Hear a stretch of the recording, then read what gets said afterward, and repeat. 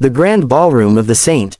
Clair Hotel glittered with opulence, every chandelier casting a warm glow over the polished marble floors. Guests mingled, laughter echoing off gilded walls, champagne flutes clinking in elegant toasts. Ethan, the groom, stood near the center of it all, his posture impeccable, his perfectly tailored suit hugging his broad frame.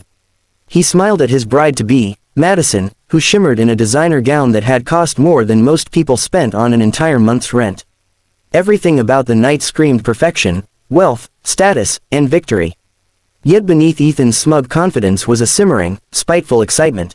Years ago, he had been married to Claire, a woman of quiet elegance and gentle heart.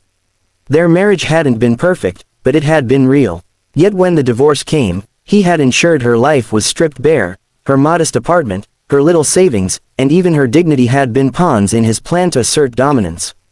He had watched her struggle financially while he rose into a world of luxury, climbing social ladders, and building a life that seemed flawless. Now, he wanted to rub it in, to make a final statement of triumph. The invitations had been sent weeks ago. Claire, he was certain, would receive hers.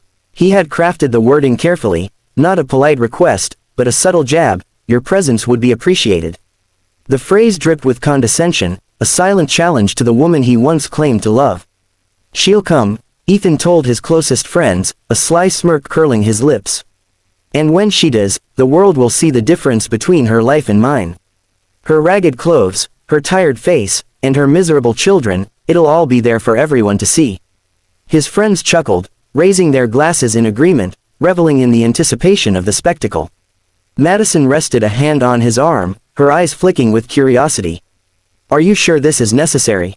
She asked, her voice a soft counterpoint to his cocky bravado. She might not even show up. Why risk embarrassing yourself in front of everyone? Ethan's smile widened, a cold glint in his eyes. That's the point, darling. Even if she doesn't show, everyone will know she was invited, and that she chose to stay away. That's humiliation enough. He straightened his shoulders, scanning the room where waiters moved like clockwork, trays of hors d'oeuvres floating through the crowd, and the sound of string quartets filled the air. As the minutes ticked by, the doors to the ballroom suddenly swung open with a dramatic flourish. A low, powerful engine roared outside, drawing murmurs from the guests. Curiosity rippled through the crowd, and Ethan's confident smirk faltered slightly as he instinctively looked toward the source. Through the doorway rolled a sleek, black limousine. The polished surface reflected the sparkling chandeliers, and the crowd's attention was entirely captured. The chauffeur stepped out with precise movements, his uniform immaculate, and opened the door. Then she appeared, Claire. She stepped out with a poise and elegance Ethan had never imagined she could summon under these circumstances. Her evening gown glimmered under the warm light, flowing gracefully around her as if she were floating. But she was not alone. 3 small figures, matching in features and eyes, emerged behind her, triplets, perfectly dressed, and holding her hands. The room went silent. Ethan's smug confidence faltered completely as he struggled to comprehend the sight. This was not the broken, downtrodden woman he had expected to see. Claire's calm, radiant smile met his gaze. The triplets clung to her like tiny protectors, their bright eyes full of life and innocence. The moment stretched, heavy with the shock of realization. Ethan's plan to humiliate had already begun to unravel, though neither he nor the guests understood it fully yet. Claire walked into the ballroom with the kind of confidence that seemed to bend the air around her. Each step was deliberate, elegant, and measured. The guests parted instinctively, sensing her presence, as if some invisible force demanded attention. The triplets, her little shadows, followed obediently, their expressions a mix of awe and excitement. They held her hands tightly, perfectly attuned to her calm and poised energy. The murmurs spread like wildfire. Is that, Claire? Are those her children? She looks incredible. Ethan's heart began to pound, a cold sweat forming at his temples. His perfectly orchestrated humiliation had twisted into something entirely unexpected. Instead of a meek, struggling ex-wife, he was confronted by a woman who radiated power, resilience, and undeniable dignity. And she had proof of a life he had tried to control and demean. 3 children who bore his features unmistakably, blue eyes, sharp jawlines, little hints of his own personality. Claire paused for a moment in the center of the room, her gaze sweeping over the gathering crowd, and then finally landing on Ethan. Congratulations, Ethan, she said softly, yet with a strength that cut through the whispered gossip. The children and I didn't want to miss this very special day. The bride, Madison, turned sharply, her face a mixture of shock, disbelief, and sudden insecurity. Her hand instinctively gripped Ethan's arm. Why didn't you tell me?" she asked, her voice trembling with panic. Ethan opened his mouth, but no words came. He had rehearsed countless lines, excuses, dismissals, but none of them matched the moment. His carefully constructed image of control and superiority was crumbling in front of him. Claire, who had been painted as weak and dependent, had arrived stronger than ever, both in presence and purpose. The guests, sensing the tension, whispered openly now. Conversations that had been polite and light-hearted became rife with speculation. "She did this alone. 3 children, and she looks amazing." Ethan's friends exchanged awkward glances. Their smug nods and chuckles from earlier had vanished. Claire bent down, gathering the triplets, and held them close. "You see," she continued, her voice steady and warm, "I raised these children on my own. We faced hardships, yes, but we persevered. We grew stronger, and we flourished." Her words resonated with an unspoken truth. Wealth and luxury did not define happiness or strength. Ethan's mind raced, trying to comprehend how the evening had flipped completely. Every plan he had laid to assert dominance, to shame Claire, was unraveling in real time. His pride, his carefully maintained image, seemed suddenly fragile, almost laughable. One of the triplets looked up at the crowd and giggled, breaking the tension. The room softened at the sound, the innocence of the children contrasting sharply with Ethan's humiliation. Claire's smile widened, knowing the power of her presence, her dignity, and the undeniable proof that she had built a life worth admiring, all without him. Ethan swallowed hard. The trap he had set for Claire had backfired spectacularly. Instead of showing her weakness, he had unwittingly showcased her strength, resilience, and triumph. And the whispers around the room ensured that every guest, including his bride, understood the truth. Claire had won in a way he could never anticipate.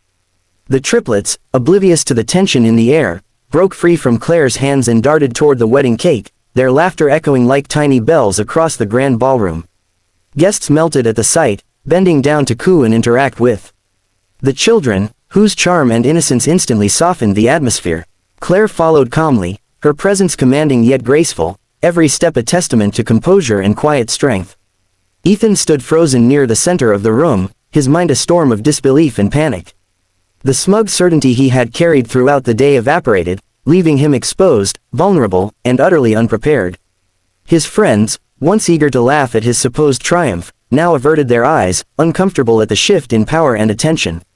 His bride, Madison, glanced at him in horror, her face a mask of confusion, anger, and humiliation.